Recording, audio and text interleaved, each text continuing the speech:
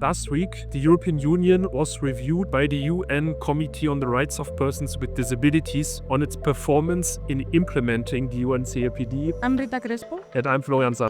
And in this video, we will tell you about this review and what it means for disabled people in Europe and beyond. What are the main problems disabled people in Europe face at the moment? Nowadays, 1.5 million disabled people in Europe live in institutions, and this number may be growing. People living in institutions face abuse and torture on the daily basis. We would like to give you an example of what it means to live in an institution. We are following the case of a young co-autist named Alex who has been in 3 institutions throughout his life. First a group home, then a psychiatric hospital, now a group home again.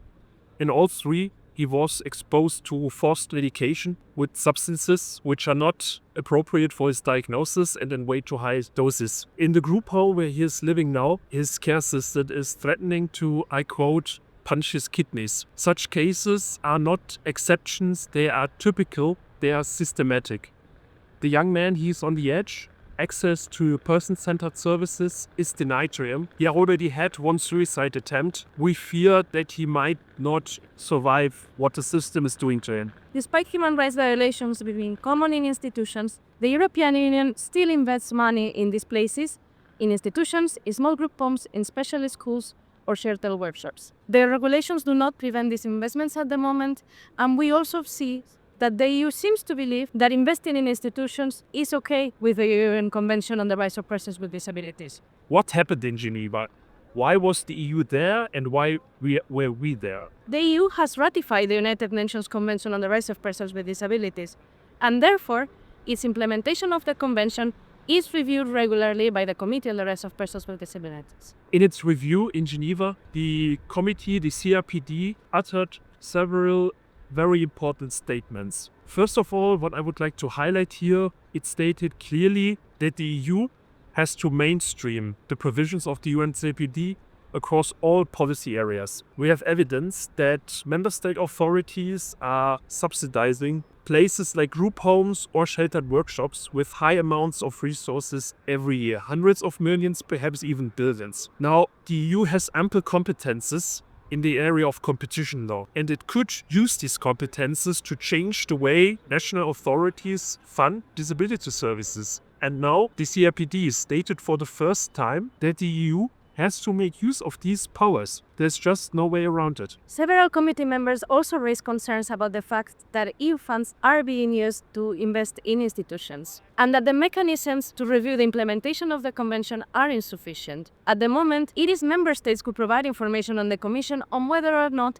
they are fulfilling the obligations under the convention. If they do not fulfill the obligations, they cannot receive EU money, but since they review themselves, they all say they do. And this is creating an issue in terms of the implementation of the convention. The committee has requested, therefore, that this system is reviewed. What can we learn from this and how is our work going to continue? Well, already last year we started an advocacy campaign to raise awareness that the EU needs to change its regulations on state aid, which control the way member states fund their services, among others. And now, after this review, if the EU wants to live up to the expectation it has set for itself to implement the UN CRPD, there is really no excuse anymore. You cannot hide behind the argument any longer that competition law has nothing to do with disability rights. It has, and now the EU needs to act on it. The current EU budget is also about to end, which means that all the regulations are about to be revised. This is a very important process for ENIL, as we want to make sure